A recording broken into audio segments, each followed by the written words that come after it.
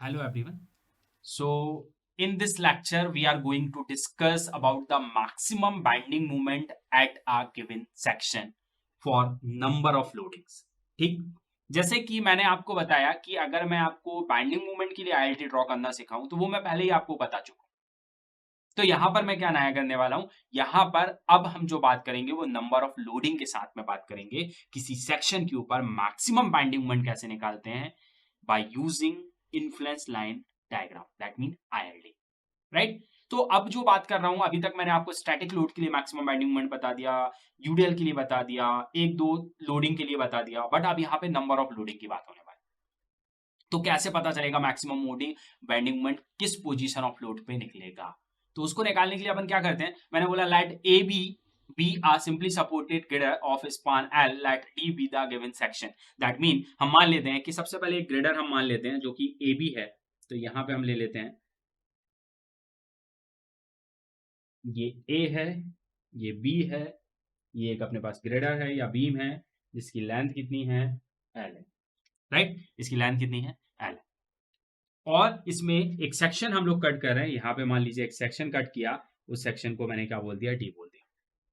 तो जो सेक्शन है वो यहां से ए डिस्टेंस पे है और यहां से बी डिस्टेंस पे है। दैट मीन कि ए डी इक्वल क्या हो जाएगा, ए, एंड डी बी इक्वल क्या हो जाएगा, बी। क्लियर। सबसे पहले क्या लिया, एक हमने ग्रेडर ले लिया या बीम ले लिया, ए बी, उसकी स्पान एल है, उसके ऊपर एक सेक्शन कट किया, डी, ये डिस्टेंस ए है, उस तरफ की डिस्टेंस जो है बी।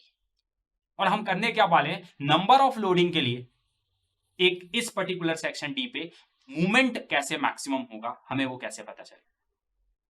तो इसके लिए आप क्या करिए, ये आपने ले लिया, अब इसमें नंबर ऑफ लोडिंग लगा देते हैं। मान लीजिए मैंने ये लोडिंग लगाई, यहां पे मैंने एक लोडिंग ले ली W1, यहां पे एक और लोडिंग ले ली W2, यहां पे एक और लोडिंग ले ली W3, यहां पे एक और लोडिंग ले ली W4, यहां पे लोडिंग ले ली W5, यहां पे लोडिंग ले ली W6। ये 6 लोडिंग ले ली। इनकी कुछ डिस्टेंस है, लाइक ए है, ये बी है, इसके बीच में सी हो जाएगी, ये डी हो जाएगी, ये ई हो जाएगी, जो भी डिस्टेंस। अब binding moment at a section के लिए अगर मैं आपसे आईएलटी ड्रॉ करने के लिए बोलूं, आईएलटी किसके लिए, for binding moment at section के लिए, तो वो तो मैं आपको पहले ही बता चुका हूं ना।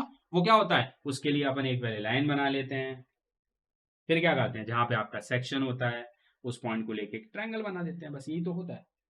यही आपका आईएलटी हो गया, किसके लिए, सेक्शन के लिए।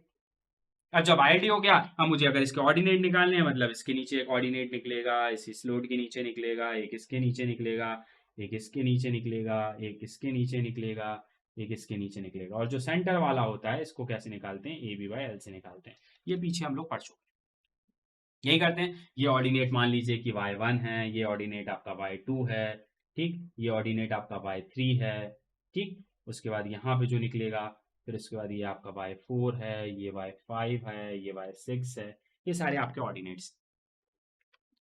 तो अगर मैं आपसे बोलूं कि इस ऑर्डिनेट को यूज करके अगर ये लोडिंग लगी हुई है और मूवमेंट बताइए एट डी, तो मूवमेंट एट डी क्या होगा, सेक्शन डी क्या हो जाएगा, उसको एम डी लिखेंगे। और क्या लिखोगे आप, W1 into y1 plus W2 into y2 plus W3 into y3 plus W4 into y4 plus W5 into y5 plus W6 into y6, ऐसे लिखेंगे एमडी को, मूवमेंट एट डी हो जाएगा। लेकिन क्या ये मैक्सिमम मूवमेंट है डी पॉइंट पे, वो कैसे पता चलेगा, क्या करूं, ये W3 को पीछे कर दूं, W3 को 4 को आगे कर दूं, W1 को और आगे कर दूं, क्या पोजीशन रखूं जिससे इस डी पे मेरे को मैक्सिमम मूवमेंट मिल जाए। अगर इतने सारे लोड इस पे लग रहे हैं W1 टू W6, तो राइट पोजीशन ऑफ लोडिंग क्या होगी जिसपे डी पे मैक्सिमम वैल्यू मुझे मूवमेंट की मिले।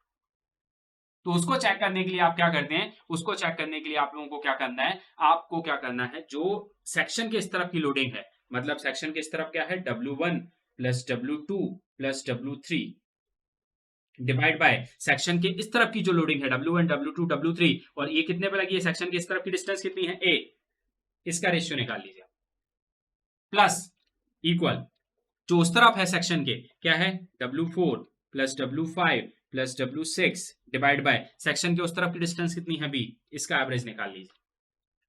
अगर ये दोनों एवरेज बराबर होते हैं दैट मीन उस कंडीशन में आपके डी के ऊपर मैक्सिमम मूवमेंट डेवलप होगा।